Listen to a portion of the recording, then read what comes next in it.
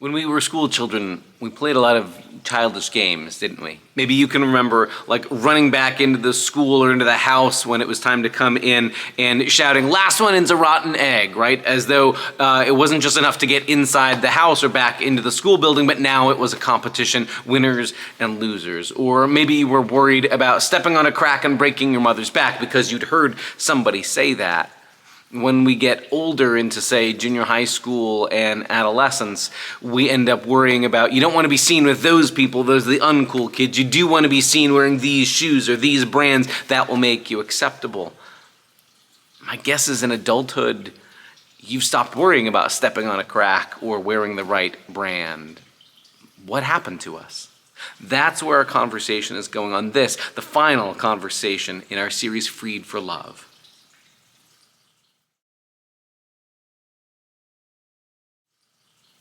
So we're almost at the very, very end of Galatians, the very, very last chapter and the last few verses of it. And it's amazing to me how even though Paul wasn't probably trying to write things like a symphony, he does have a way of bringing back themes that have been woven throughout this whole letter. And in particular, we sort of come to this sort of final conclusion that if we're united to Christ, if we're going to live the Jesus way of life, if we're connected to him, it has a way of reframing what things matter and what things don't, what games we can stop playing and not worrying about anymore because we found something more important to do with our time. We found something more important for our identity. So, right, just like when we were kids and sort of we're all hung up on last one in's a rotten egg, or if you step on a crack, you break your mother's back, or do I hang out with the right crowd, or am I wearing the right clothes? And at some point you go, those are childish games. Why did I believe that I had to do that?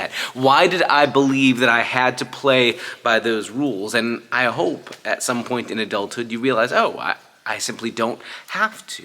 Adulthood means recognizing other things maybe get to make claims on my time or my choices, but I don't have to play the childhood playground games anymore.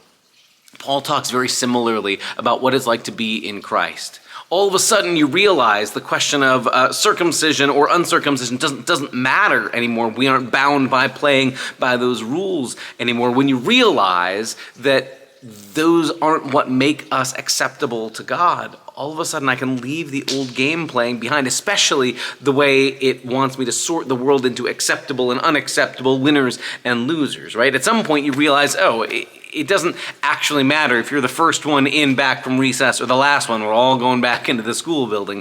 At some point you realize God isn't dividing the world into circumcised and uncircumcised, one nationality or another nationality. We aren't playing by those rules anymore, and we don't have to. So Paul's way of saying it is circumcision, uncircumcision, all those rules we were taught that were so important, those things don't count. What does count is a new creation. A new creation is everything. And in that new creation in Christ, in a sense, we're dead to the old world and we're alive to Christ. And the whole world is dead to us. Paul's way of saying it is, I've been crucified to the world and the world is crucified to me. In other words, I'm just done with playing those old games. You can't lure me back in saying that maybe this time you'll give me a head start and I'll win at the old race going back into the school building. Or this time you'll give me the new shoes that make me in or fit in with the rest of the popular kids. It's just I'm done playing those games. They're dead to me. I don't have to play them anymore. And when you realize now that you're freed, when you realize you don't have to waste your time measuring up to somebody else's imposed standard, you don't have to live by additional arbitrary rules as though that's what makes God love you, then all of a sudden you're actually freed to love people. That's what this whole letter has really been about. That's why the title of our series is Freed for Love. That once you realize God has set us free, it's for something. It's for a life that's fuller and richer, right? I wouldn't trade anything to have to go back to the adolescent days where I was worried about whether I fit in or wore the right kind of shoes or the right kind of clothes or hung out with the right people. You can't make me, you couldn't pay me enough to go back to that old way of thinking. It was death dealing. And maybe all of us have to go through something like that, but you don't have to stay there.